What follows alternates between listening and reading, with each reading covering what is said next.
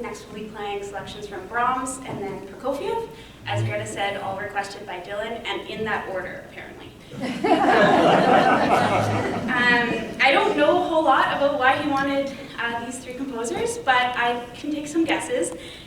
Mozart being Dylan's middle namesake, and requiring a real high level of precision that I think he admired in many parts of his life. Brahms, which is next, being one of Dylan's favorite composers. He actually studied Brahms's music at his tutorial when he studied away in Oxford. And I think Dylan really admired the intensity and emotion of Brahms' music. And then Prokofiev made beautiful music.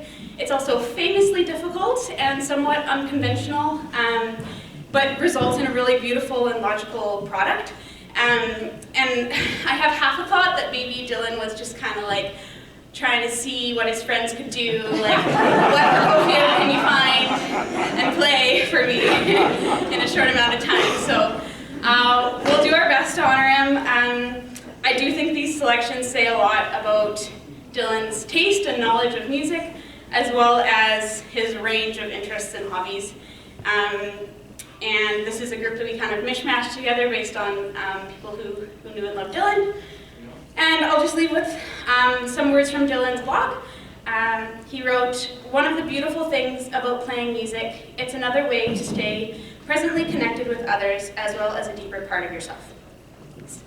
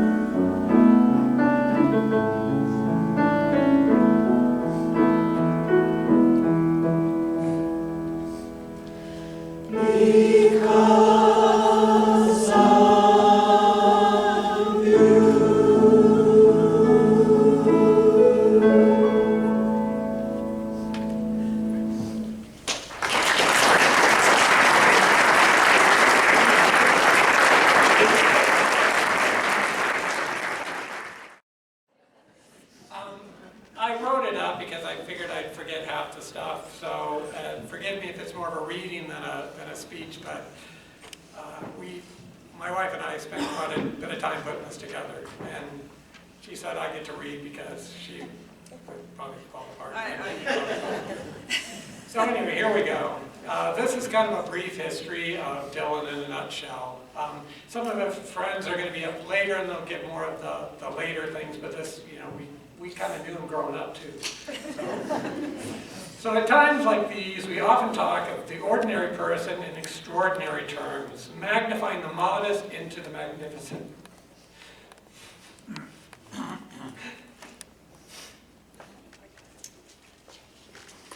In the case of Dylan, we are more likely to understate rather than overstate his accomplishments.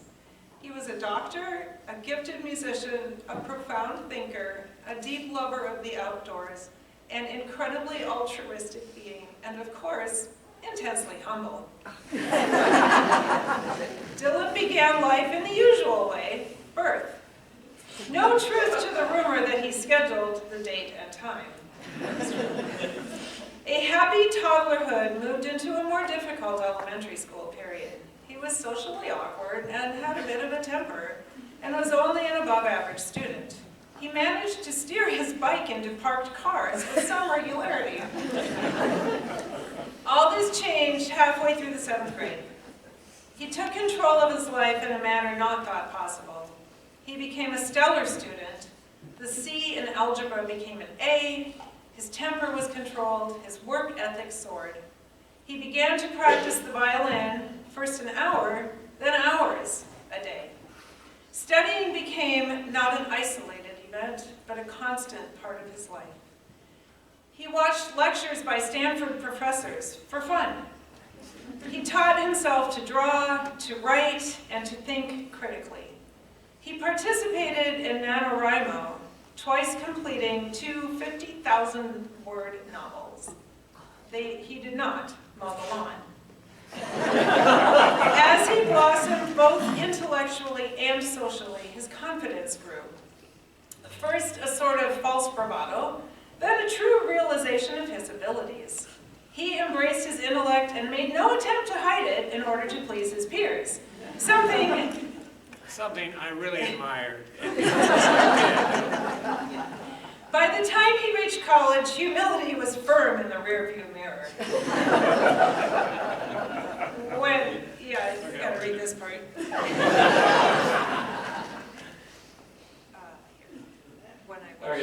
When I wished him luck on his upcoming test, his response was, "Luck has nothing to do with it." When he pulled up in his car, which looked like it had last washed during the Carter administration, I said, "Ooh, nice chick magnet." He corrected me saying, "The magnet is behind the wheel." As I said, he was confident. As Dylan continued his journey through life, he amassed a series of exceptional experiences and accomplishments. Just prior to med school, he taught himself Japanese and traveled to Tokyo for 6 weeks, not as a tourist, but to immerse himself in the culture and to solidify his language skills. During his time, he decided to complete the ritual climbing of Mount Fuji starting at midnight in order to complete the climb by sunrise. 2 problems. Dylan made it to the top much too quickly, 2 hours before sunrise, and oddly did not anticipate the temperatures would be cooler at 12,000 feet. No jacket. During his undergraduate years, he took the challenge of the difficult Internationals Honors program at PLU, and he just excelled.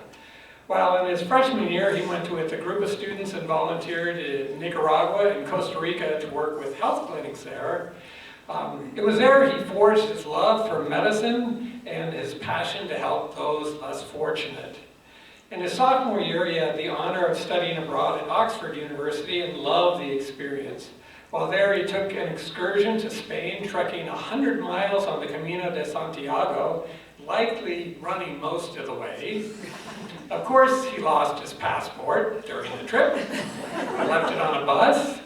Then, with only a few Spanish phrases scratched out on a napkin by a friend of his, he managed to find his way to the U.S. Embassy in order to get a temporary replacement. So while at PLU, Dylan also excelled musically.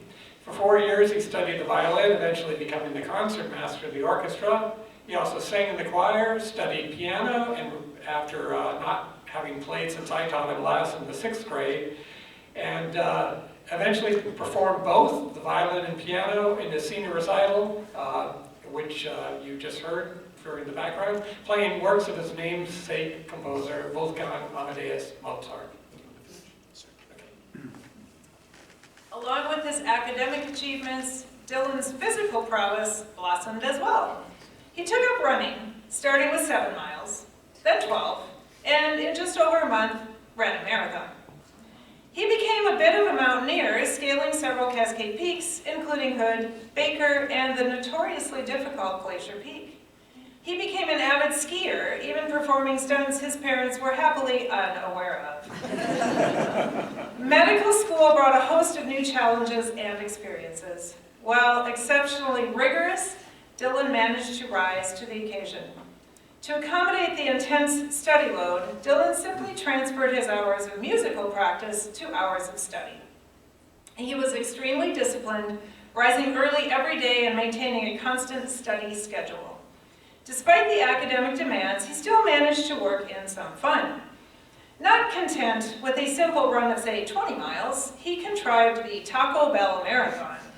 He mapped a running course to reach every Taco Bell in Spokane and dined at each. For the record, 17 miles and 12,000 calories. In his final months, Dylan continued to live his most extraordinary life. Throughout his battle with cancer, he faced his adversity with courage and aplomb. He continued to live a full and rich life, traveling to San Francisco, Chicago, New York, and Paris, and enjoying skiing and camping with friends, all the while writing an extensive blog detailing his life and battle with cancer. Toward the end, he wrote, "By almost every emotional or spiritual measure, cancer has enriched my life at only the cost of a relatively unknown future. To be cured would be a miracle, but I would change nothing that has happened." He remained true to himself, lived life to the fullest, and did not let cancer define him. You read the last one. As Dylan would have wished to not mourn the life that could have been, but embrace the life that was. And in the words best said by Maya Angelou, life is not measured By the number, life is not measured by the number of breaths we take, but by the moments that take our breath away. Bless you. My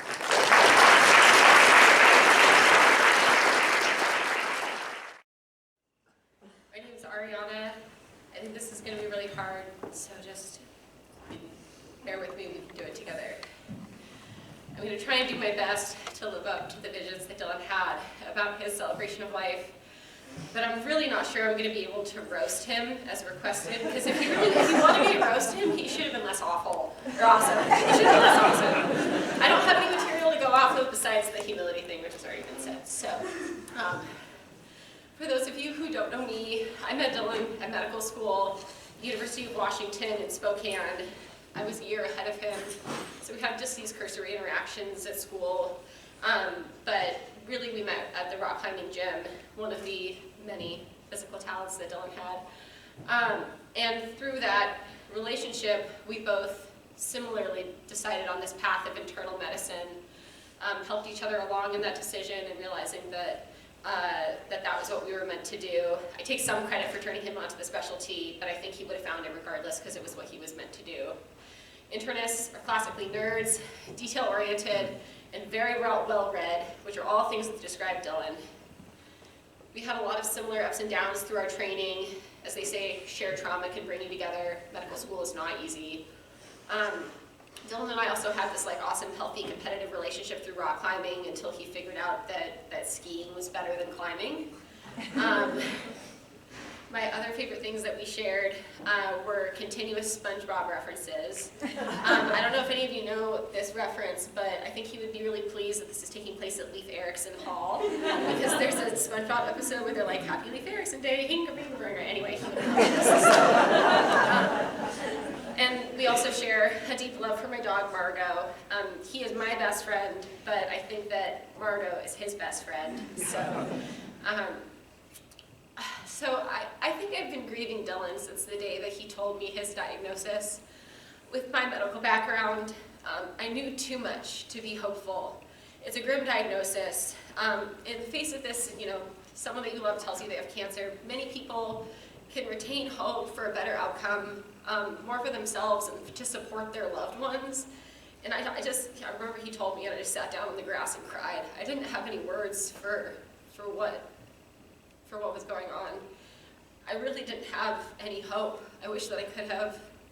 And knowing that Dylan and I shared this education, I can say for certain that he knew his odds through this process. That he never lost hope, ever. He never lost the ability to look for the future. Reading his words in his blog, I could see him continuously searching for an answer, this heretofore unknown treatment that would give him his life back. When he got very sick last summer and things were looking bleak, he persevered with his goal of making it to skiing season, which he did, which was amazing. Even in our last conversations the week before he passed away, he had talked about returning to medicine in some capacity. And he knew his odds. He had dark times, but he always remained hopeful. And he's so unique in his capacity to do so. It is my very favorite thing about him. It's a characteristic that allows him to practice medicine in a broken system and hurl himself down a mountain, tips down in his first year of skiing, which resulted in a broken leg, but he still loved it. In order to practice this service-oriented profession of medicine without losing your faith in humanity, you have to retain the ability to believe the possibility that things are going to work out for the better. And this is this thing that made Dylan such a great physician. I think it's so tragic. He only got to practice for such a short period of time and all the good that he could have done. And this is one of the things that I've learned from Dylan, and I want to take forward in my own practice and my profession. So I'm really thankful for this lesson that I learned from him. For all of us that are here, through this process of grief, I was trying to avoid feeling this pain. Even talking or thinking about Dylan would cause pain. And I've learned that there's no way around, but just we have to go through it. And I think Dylan anticipated this hole that he would leave in our lives. And he left us these stepping stones for our grief, like his blog, his letters, and this composting project, and that life will come from this. And I'm so grateful for all the wonderful memories we were able to make together. And I can look back at them now with joy rather than sadness. I'm so grateful to have had the chance to be his friend.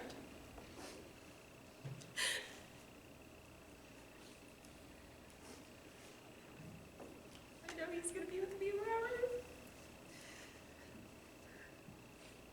I'm sorry.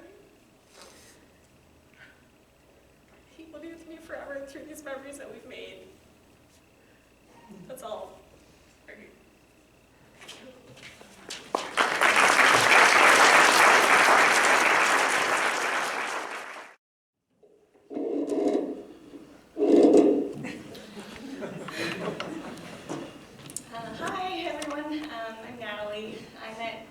Medical school, and a lot of my memories are from when he would come over to our townhouse every week to do laundry because his laundry machine was broken at his place. Some of my fondest memories are listening to K-pop with him. We both loved K-pop a lot and drove other people crazy by blasting K-pop.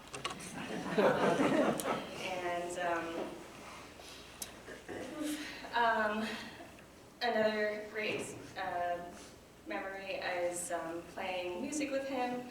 We played a violin duet together at the memorial service for the cadavers at medical school, where people who had donated their body to science in order for us to study medicine and learn from their bodies.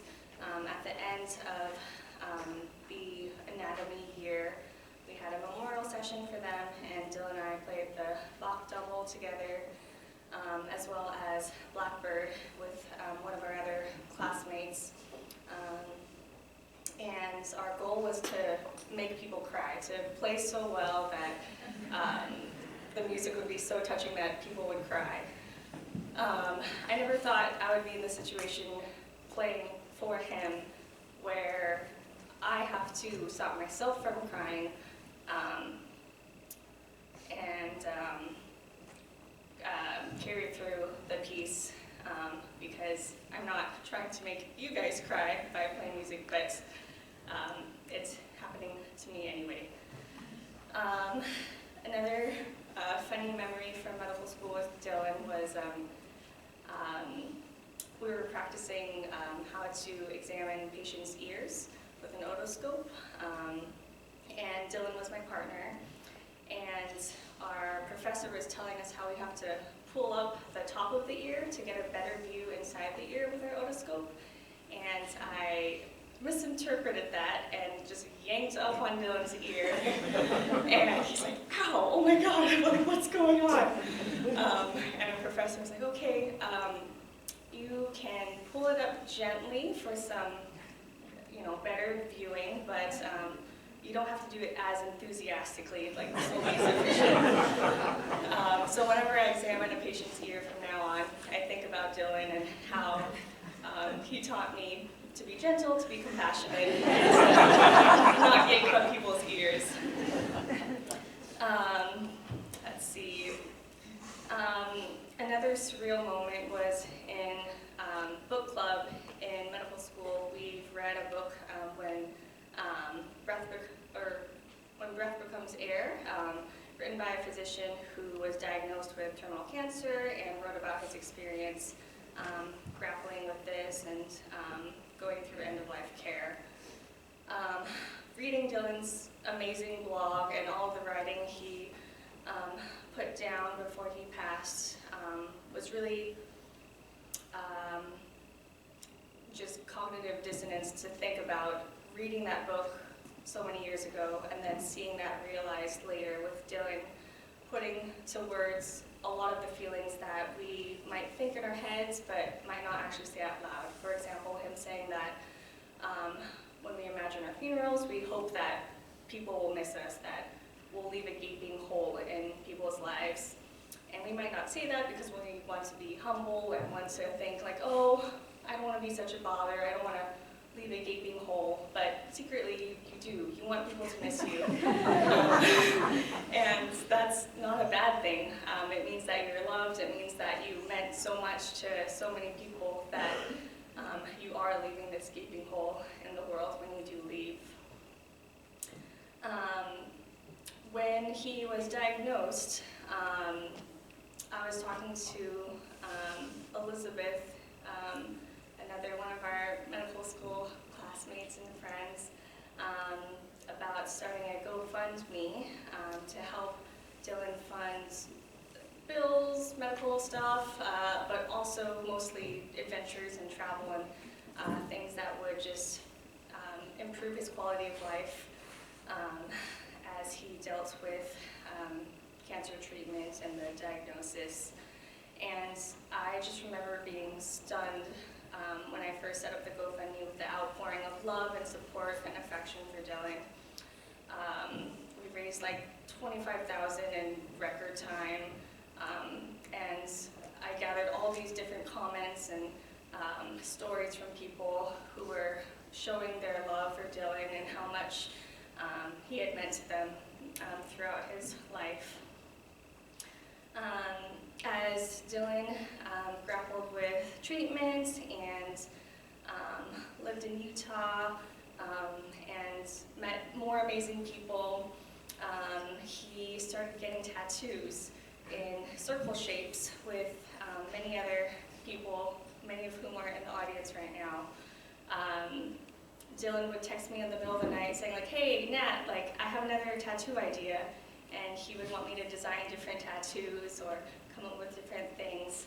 And it means so much to me to look out in the audience and see those tattoos on people's bodies and see it as a remembrance of Dylan. And I will definitely miss those midnight texts where Dylan and I would just shoot the shit, but also design tattoos on the side. By visiting Dylan in Utah, I got the opportunity to see some amazing people, make some amazing connections, and I think that's just so representative of what Dylan did for all of us. He connected us, he brought us together, and even after death, brings us together again.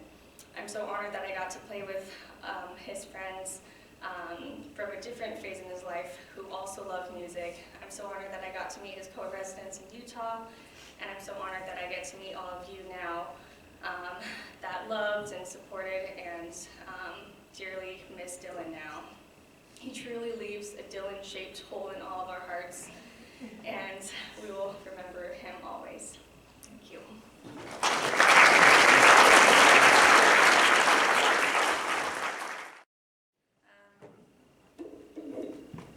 My name is Elizabeth, and I'm one of Dylan's classmates. I had the pleasure of studying with him in Spokane, like some of the other people who just spoke before me. He's one of my closest friends in medical school. He is one of the most brilliant people I've ever had the pleasure of knowing, and he was very generous with his knowledge. He shared his notes at the end of every week for a year and a half with his classmates. He went out of his way to tutor and support other people in our class. After graduation, I'd call him every couple weeks with a medical question about a complex patient, and Dylan pretty much always had the answer. I feel really very sad when I think about all the people that and all of the patients that he did not get the opportunity to help because he was such a gifted physician, and he had so much to offer the world. I think that all of us in this room feel that knowing Dylan has permanently changed our lives.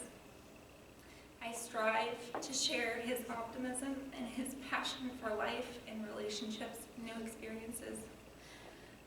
The vulnerability and the candor that he demonstrated throughout his illness touched all of us around him. I miss him all the time. And as Natalie had said, he had said that he secretly hoped his absence would leave a void in our lives. And everybody, I think, feels that way, but Dylan did say it out loud. Just marry Dylan.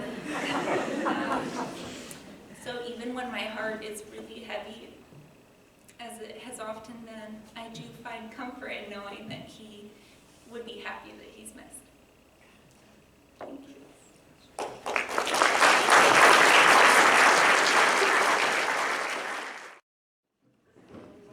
I'm Lydia. I'm one of Dylan's Salt Lake City friends, and I don't have a big speech prepared, but I think everyone that knew Dylan knew that he was a very inspiring person, and that it didn't really matter how long you knew him.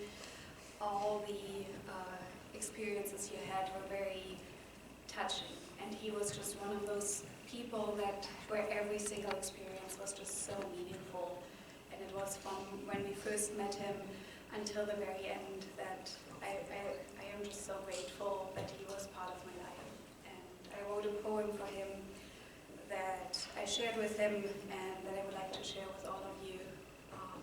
Please excuse my accent if the English is not pronounced well. It's the sonnet of fire and flickers.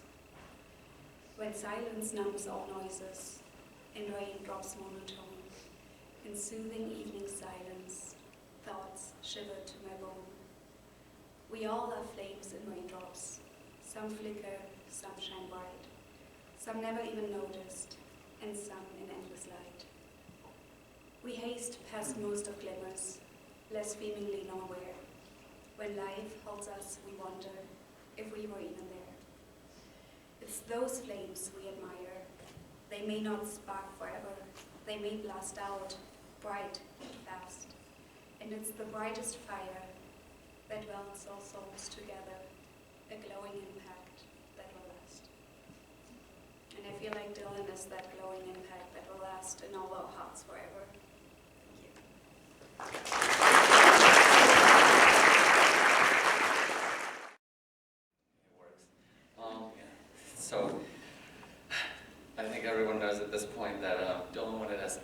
him. He said in no uncertain terms that our speeches were to be funny and fun, and I don't think we're going to be able to roast him fully the way he really wanted to be roasted. He also wanted magic mushrooms at his celebration class. You know, we couldn't honor that one either, but I mean, they're in season, so they're outside if you need some, you know. Anyway, I think I've known Dylan for a pretty long time. He liked to call us womb mates, and that was his first tattoo idea for me. We were going to get, I don't even know, embryos going together, interlocking, and then it was gonna say womb mates. And I said I didn't want that tattoo. It took us a really long time to figure out, like, you know, something that would work that wasn't womb mates. But I tried. So I'll do a little bit of my best. I have a few things written down. I'll do my best to give him a little bit of a roast and hopefully remember some good times and some of his good qualities throughout all of it. So, so as Dylan's choices of activities came in later in life, I would say that there's some people that enjoy type 1 fun. And type 1 fun is, you know, the fun that's just fun in the moment. And then there's type 2 fun, and type 2 fun is when you look back in the activity. You really enjoy the fact that you did it, but it really sucked the whole time. and I think you're starting to get an idea of what Dylan's activities were, which is what I would call type 3 fun, which is when you're planning the activity, it sounds awful. When you're doing the activity, it's awful, and then when you look back on it, you're just going, yeah, that really sucked. So let's do it again. So the activities that he indulged in couldn't be considered fun by any metric. Like, I remember in high school, I joined the cross-country team, and I joined it because I wanted to phone in my PE credit, and I just lied about my injuries to just get as little running as possible. But Dylan didn't do cross-country, but then apparently he decided that running was fun, and he called it casual running. And when I think of a casual run, I'm thinking, you know, it's a couple miles. But Dylan's idea of a casual run was 18 miles. I remember he invited me to go on one of his long distance runs in high school. And this was when he was training for his marathon. And he said, I'm trying to do 30 miles, but it's okay because we're just going to jog. And it's like, if that makes it any better, it's still 30 miles. To get into context how long 30 miles is, like those of you that were at my parents' house, that would be running home from here.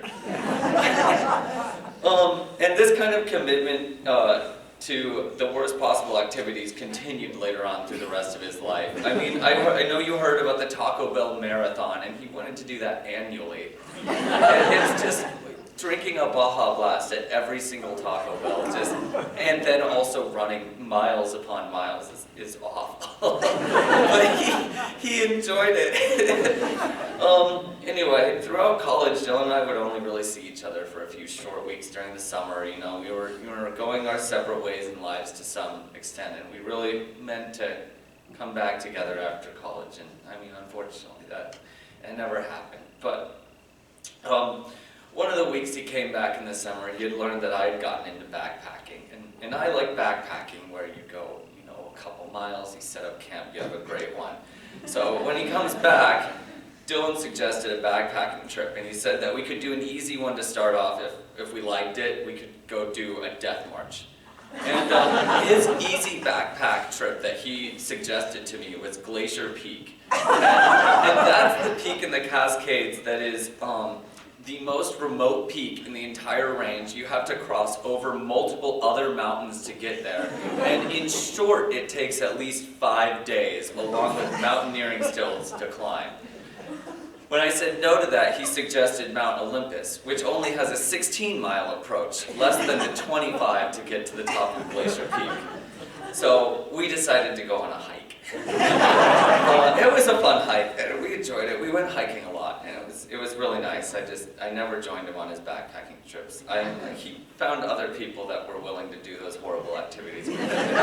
I'm really glad that he was able to find those people. When he did come back from the Glacier Peak trip, though, he said it was fun, and it wasn't too bad. And I later learned that this was a complete lie. Even he didn't want to do that again.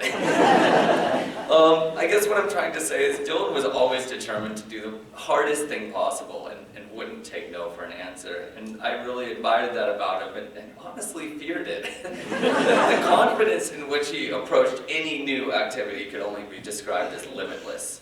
Like, if you were going skiing, his idea of a fun, easy shoot was more often than not a 20-minute boot pack back from a cliff face that you could not ski off of.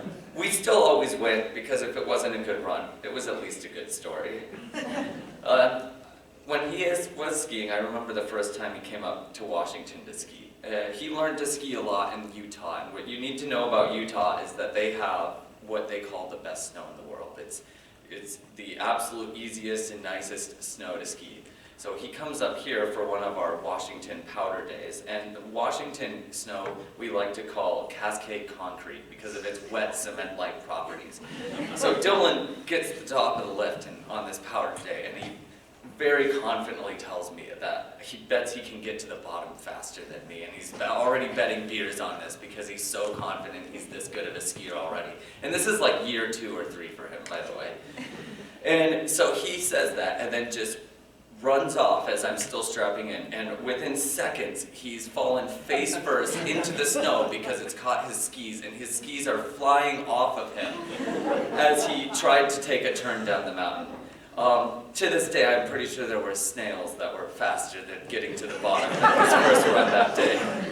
I will say, though, he did improve a lot. We did have a great ski day, and we had many more good ski days. It was kind of fitting that every time I skied with Dylan, it somehow managed to be the worst conditions ever. But we made it work. I'm sorry, I lost myself a little bit. Okay, I'll try to finish this up. I'll always remember and admire the commitment and confidence Dylan had towards all the activities that he did. I'm really glad he was able to find friends that equally enjoyed these terrible decisions with him. And I know that he really treasured those experiences, and I treasured them with him as well, even though I hated them at the time. I may not have been the same level of type 3 fun enjoyment that Dylan had, but the experiences he left will always leave a mark on my life forever. And they kind of make for good roasting material, so it kind of works out. Yeah. I'm really happy we were able to spend so much time over the last 2 years rekindling and making new memories together. I really got to experience after his college how much he got to grow as a person and how different he was than when he was in high school. Every time we hung out, there was a renewed sense of making every day together the most of every day. And I got to know so many people outside of family and new friends that we were able to create shared bonds with. The memories we made together will be ones that I'll never forget, and we'll never try to break these bonds either. I'm sure many of you have read his blog, and I'm so glad that he wrote it. It serves as a fantastic window into a world that many of us could never hope to understand, and I hope that one day we can use it to push his legacy even further. I know that I'm going to look back on it, and I'm sure a lot of you will too. Thank you.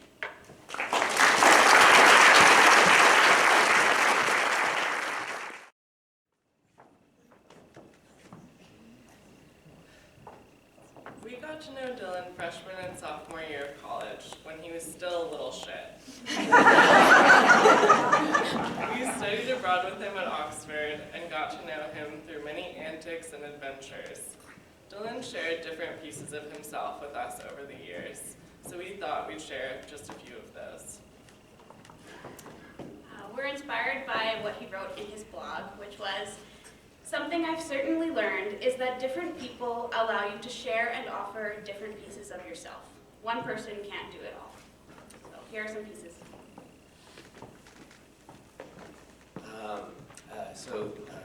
Dylan helped Kelsey and I move into our first apartment.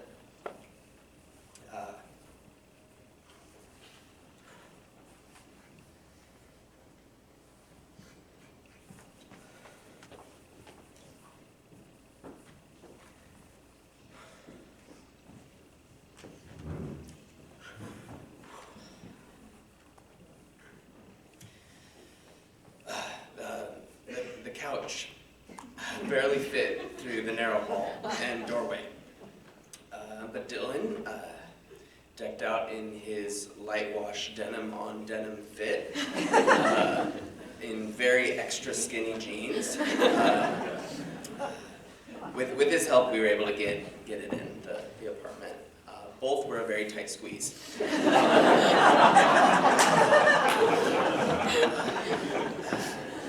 And then Dylan ended up using the story of the couch as a metaphor that ran masterfully through his groomsman speech to me. A speech that almost instantly brought all of us to tears. And in it he wrote that Micah is certainly a couch in my life. It was odd, but he explained it in the speech. Couch in my life, and I would do anything to fit him through the narrow doorway so that he can be there in the next chapter of my life. I'm grateful that he did keep me in his life up until the end.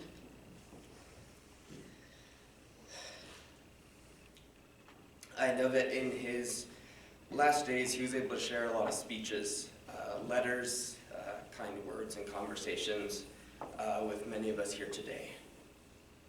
He took those opportunities to highlight our best qualities, how much he valued us. He highlighted things about me as a friend, as a partner, a teacher, that I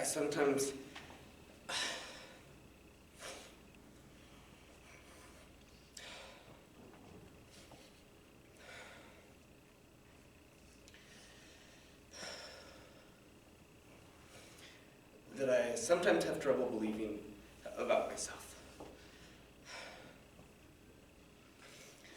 I only hope to live up to what he saw in me and what he saw in us.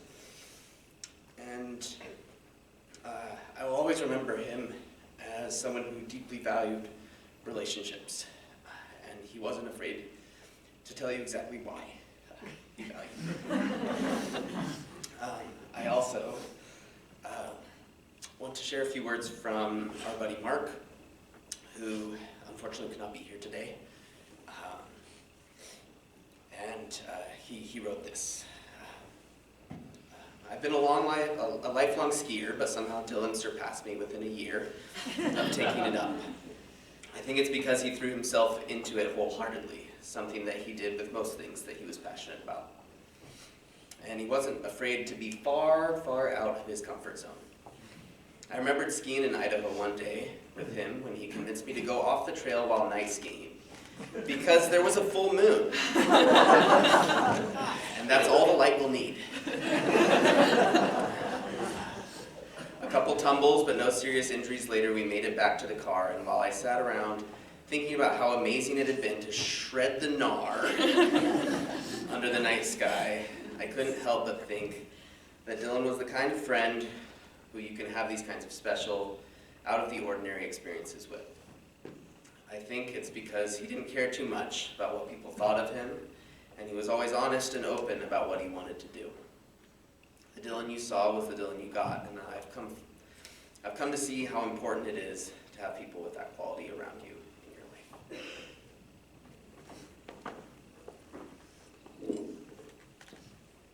Hello, I'm Molly.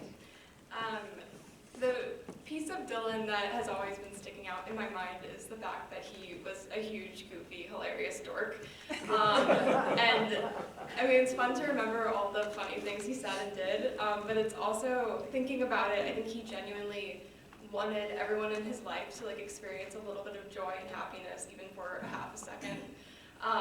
And one memory that I keep thinking about is last year we went and visited Laura in Vancouver, and it was, I think, physically a really hard time for him for obvious reasons. But even though he wasn't feeling well, he consistently just tried to crack a joke all the time, which even meant that he would repeat the same joke about 5 times. And I've been thinking about this recently and just how he really tried to just make everyone feel happy around him, and how generous he was with that. And even times when he was not feeling well or the world was being particularly unfair that day, he was trying to just make all of us happy and just say something dumb that would make us laugh and make us just feel a little spark of joy for 5 seconds. So that's the piece of Dylan that I wanted to bring. Hi, I'm Audrey. In a similar vein to what Molly said, as painful as the last year and a half has been, looking back on it, every memory I have with Dylan makes me smile now. Whether it was being shoved into the backseat of his very tiny car that he drove very fast, singing Disney songs in character voices very loud, or climbing a mountain in Wales and singing the instrumentals of the Avatar theme song the entire time, or watching Full Metal Alchemist Brotherhood with him when we should have been studying for our finals.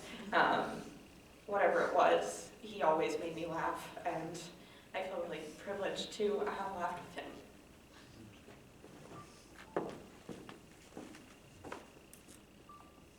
The best way I can describe Dylan is that he just showed up. Whether it was driving through the night to be at my senior recital, or inviting me for a run after a particularly rough day of class, or annihilating our competition in the Oxford pub run of 2015. He showed up, and I think it was this baseline of trust and dependability that I felt towards him that made it easy to share a special piece of myself with him that I didn't with others, so I'm really grateful for that. One of my favorite things about Dylan is that he was open to being changed by the world.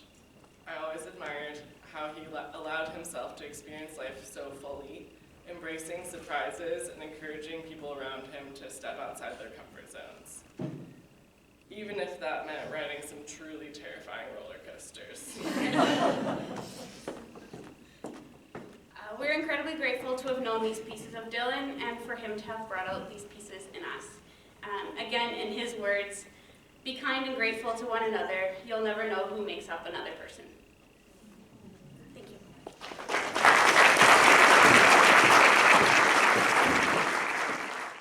I've also known Dylan since medical school, and I'm Ben. Sarah introduced me to Dylan, and it's been a wild ride ever since. Yeah, I'm in the same boat there. I'm Ben's younger brother. Spent a lot of time with Dylan in the last few years. yeah, Spencer spent a lot of time. Okay, so I'll start. I also cannot read or do anything without writing, so sorry. This year's been very difficult for all of us. A great human has physically left us. I was afraid that as time went on, my memories would slowly fade, but he has a way of sticking. Random things throughout the day will trigger a spontaneous thought about Dylan, and I smile. He may not be here to talk to, adventure with, or joke with, but he still very much remains with each of us, leaving a large hole in our hearts. One of my favorite things about Dylan is what a juxtaposition he can be. Serious when needed, but otherwise a clown, and taking every opportunity to make cringy jokes. Sometimes hesitant and aware of his limits, but then saying sorry for the elderly, fuck it, and going full send. A full-time scholar and one of the most inquisitive people, yet full-heartedly embraces the basic bitch mentality. A lover of the outdoors with the capacity to delve into many hobbies, making him very culturally well-rounded, unlike Ben and me. Dylan is incredible and complex. We're going to tell a story about one of those type 3 fun experiences that Zach described. So I had, so grateful to share that weekend with him. And I think the theme of this one's going to be that we're always learning, room for improvement. So Sarah, Dylan, and I got to go on an adventure in one of the most remote mountain ranges in the lower 48. It's the Pickets, located in North Cascades National Park, and our objective was Luna Peak, and it was the end of September, and the good weather window lasted for about 18 hours or so. So the itinerary we had planned was to complete about 45 miles with more than 10,000 feet of elevation gain in 2 nights. And the trip started with a mostly flat 19-mile approach, and Dylan decided to wear sandals and somehow convinced Sarah to do the same. So this approach was then followed by a 2-mile bushwhack through Wet Devil's Club. We all got soaked. Ben refused to put on a jacket or pants and became hypothermic when we stopped to refuel. We boulder hopped on wet rocks for half an hour before arriving to camp. So camp, when we got there, it was raining pretty hard, and we tried to set up the tent as quickly as we could, get inside, and just pass out. But before we went to bed, we hung our wet clothes underneath an overhanging rock to hopefully let them dry. But the next morning we woke up and emerged from the tent, and the rain had stopped, and it was a beautiful day. The ground was still wet but not soaked, and we saw patches of blue sky above us. And it was a nice, comfortable climbing temperature, which is quite cold. Prior to leaving camp, we look over and see that our clothes had been disturbed. On closer inspection, there were bite marks all over everything, especially in the waistband and crotch. Somehow my underwear went completely missing. Pike striked again. So we gathered our things and set out for our summit push with light day packs. First we climbed about 2,000 vertical feet through scree fields to attain a ridge, and at the top of the ridge we saw 3 large black bears eating blueberries in the alpine meadows below us. We sat down in the meadow for a blueberry snack and watched the bears, attempting to become one with them. Eventually they saw us and ran away. We continue another 1,000 vertical feet through steep alpine meadow to Luna Col, eating blueberries along the way. So this is the point where things started to get a little bit interesting. Luna Col is at 7,200 feet, and the cold rain that we had received the day before had fallen up here as a thin layer of snow. And as we continued to ascend over the slippery boulders, the snow got deeper, and a dusting became an inch, and an inch became 3, and 3 inches became 6. We were having trouble seeing where the rocks were beneath the thin layer of snow. The beautiful blue skies were turning into a foreboding dark gray. We briefly discussed heading back, but the summit was only a few hundred vertical feet above us. We decided to continue forward, given our summit fever. So a couple steps later, Dylan stepped on what he thought was a rock, only to find out that it was indeed a hole. And he punched through the thin crust of snow and ended up hip deep in the rocks. And it was at that moment that we realized that we had made a mistake, or several mistakes. So we were damp on a cold day. It was late September and the weather was not looking good. We were at an elevation of about 7,500 feet. There's no cell service. We were at least 20 miles from the nearest road, and four of those miles were through mountainous off-trail terrain. Our overnight gear was about 3,000 vertical feet below us at base camp, and the weather window looked like it would be closing within hours. Luckily, his only injury was a large contusion on his shin. There were no broken bones, and his thick pants had saved him from the worst of it. We immediately decided to turn around and descend with extreme caution. So, once we got back out of the snow, the mountains felt more welcome again. We packed up our base camp and hiked back out towards the main trail. But our last obstacle before getting back to the trail was a river crossing using a fallen log. As you can probably expect, the log was slippery, and the river was quite swollen from all the rain that we'd been getting. As Dylan was nearing the end of the log, almost to safety, he slipped and fell. The heavy pack on his back jolted him to the side, but his amazing balance somehow kept him on the log, straddled across it and clinging on for dear safety. Luckily, the only sacrifice was his beloved hydro flask. After the near miss, we were all discussing what we would have done if Dylan had fallen into the river, as we bushwhacked for half a mile and became almost as wet. So the rest of the 19 miles out were uneventful, with the usual Dylan would-you-rather questions or philosophical discussions to help pass the time. And upon arriving to the car, we were thankful to get the packs off our backs and take off our shoes and eat some warm food. This trip prompted us to have a fluffy pica stuffed animal as the truck's mascot. Cringy joke, RIP underwear. And also, this is the trip that we decided that we needed a satellite phone, an inReach, to be able to call in when things go amiss. I was fortunate to skip that trip. But I did join, the four of us did do some other trips together. That's actually where I met Dylan for the first time. And we commiserated on not sleeping near Ben and Sarah, because Ben breathed through his mouth, so anything near Ben becomes soaking wet, and then Dylan and I were nice on the side and dry in the morning. So that was really good. But yeah, those were good times. I'd like to share a quote from Hadestown, one of the musicals that Dylan and I got to see on our trip to New York. To know how it ends and still begin to sing as if it might turn out this time, I learned that from a friend of mine. Dylan, the one thing that was consistent through everything before the diagnosis and after is that we always had a great time together. He could show up, he could be in the hospital, we'd have an incredible time.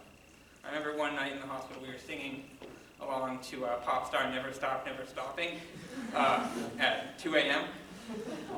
This very kind Mormon nurse came in and realized that we were drunk in the neuro ICU at 2 a.m. singing as loud as we could, and then she walked out. So the worst of times became the best of times with Dylan, and I will forever be thankful for having all those experiences and try to bring that forward.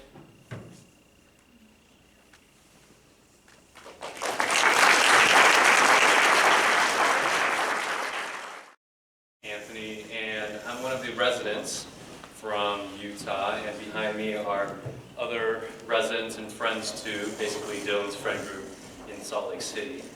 So some of us will talk and we'll share some experiences also, keep it a little lighthearted. And the first thing I want to say is to the college group who said Dylan was a little shit. He got better, I would say. Still crazy, but did get better. Not as much of a little shit. But the thing we really appreciate about Dylan the most was how unafraid he was of just being completely himself. So I want to share a story of how we all first met. And so this is just a couple weeks into residency. No one knew each other yet.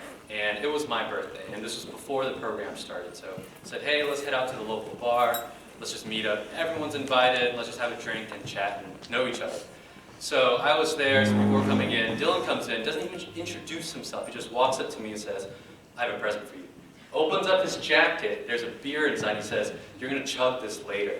And then the night goes on. Of course, we get trashed. And I'm like throwing up in the bathroom. I come out, and like Dylan's, oh, you're like, how are you? I was like, I'm throwing up. He's like, oh, that's great. I have some macaroni and cheese with lobster. You want some? And of course, I'm eating it. It actually feels pretty good. But so that's how we started off. And immediately, you can tell that he just didn't care for, this properness. He was just straight in and really wanted to get to know everyone on a very personal level. So in dealing with our friends here, he really brought us all together as a friend group. He was like the glue that stuck us all together. And one of the things that we really did a lot in the beginning was he was obsessed with The Bachelorette. I'm sure you guys all know with that show. But he would offer his place as a viewing center for all of us to come, eat frozen pizzas and just whatever snacks we can bring and watch Bachelorette. He even made us do a bracket for The Bachelorette, all our contestants, and then of course see who would win. And so that was how we all really got to know each other. But some other funny stories I have from him is more recently, it was I think around New Year's, we all went to get our nails done. It was my first time doing it. And there he was getting our feet done, and he for some reason thought that his little toes looked like aliens. And so he started making squealing noises at the person doing his nails, and she's like laughing along, kind of nervous. And later on, he comes out, he's like, I don't think she really liked me. I'm like, Dylan, you're just being really weird. That's not normal. And he's like, oh, okay, yeah, sorry, I didn't realize that. And so I'm gonna leave the floor for some of my other friends here to talk to, but in general, it's just been such a privilege knowing him. We didn't get the chance to know him before the diagnosis as well as many people here, but whatever time we had left, a year and a half, felt like many, many years, like a whole lifetime, and it was just a privilege to walk him all the way to the end. Hey everyone, my name is Brandon, also from the Salt Lake City Friends. So I'm going to open up with saying I completely disagree with Tony. I think Dylan was a little shit. All the way till the end. And selfishly, you know, I thought we had a really unique relationship, and a perfect way to describe this is type 3 fun. And it's really beautiful to learn that I was wrong, and that's just who Dylan was with everyone.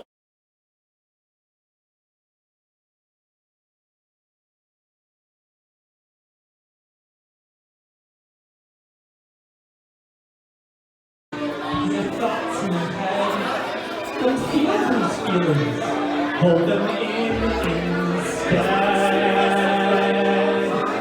Turn it off like a light switch to so click. It's a cool Mormon trick. We do it all the time when we feel certain feelings that just don't seem right. Because we feel like a reading light. And turn it off like a light switch, just go back.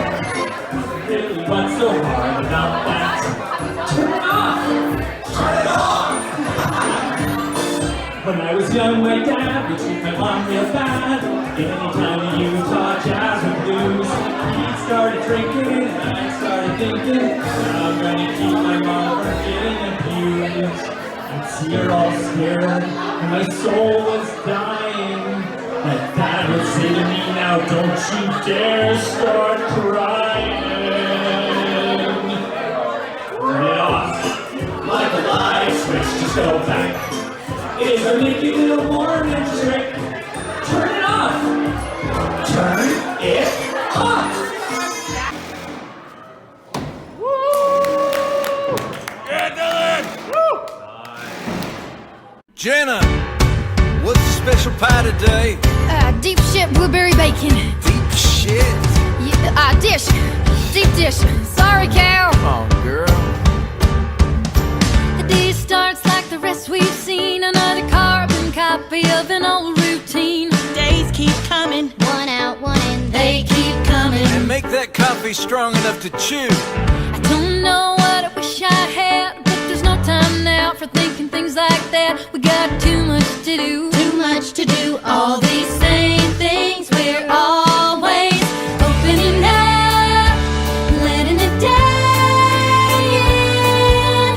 Over a cup, we'll say hello. How you been? Looking around, seeing the same things every day brings. Hello, how you been?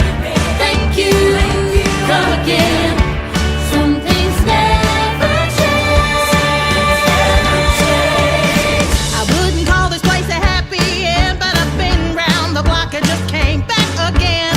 A small town like ours ain't much, but sometimes home is where your ass ends up. Order up. Ordered up is how the day will find me.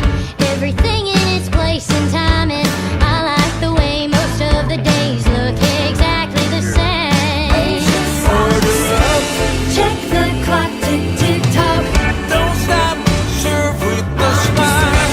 Hurry up, fill the coffee cup, and then in a while, take a breath when you need to be reminded that with days like these, we can only do the best we can. Till we do it again. Come on, moving now. Opening up, letting it day. Opening up, some things never change. Hello, how you been? Thank you, come again. Some things never change.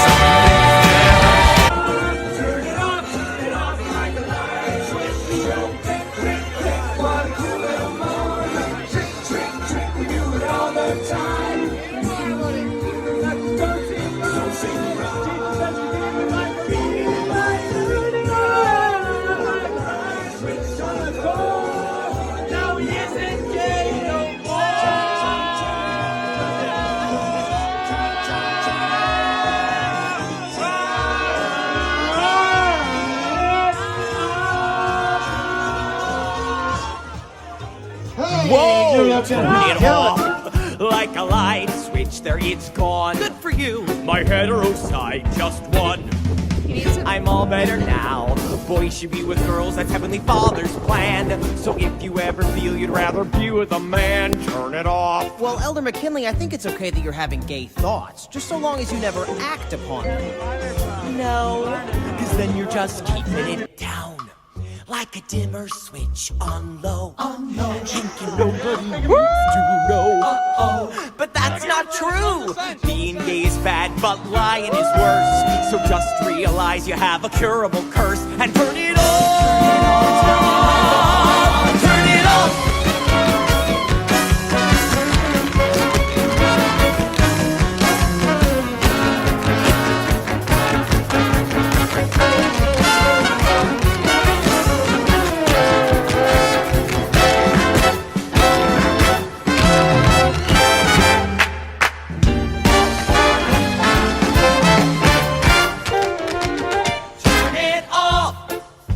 Now how do you feel? The same.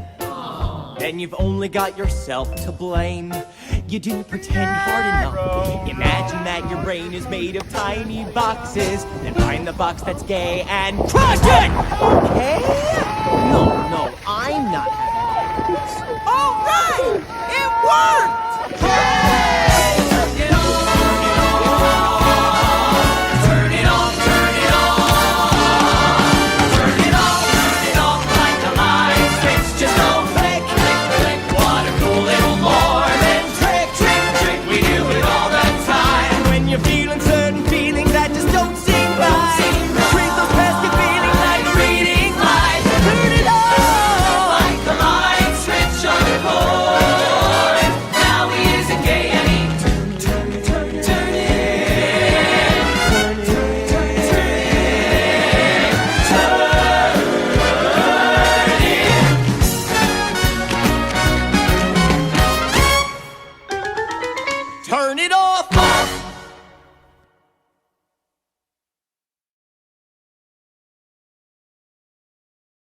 Oh boy, man. Look, we also need this card. Ow! We have it on video!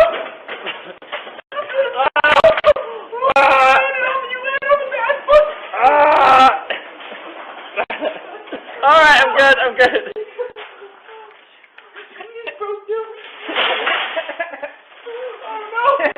I love that we have this on video.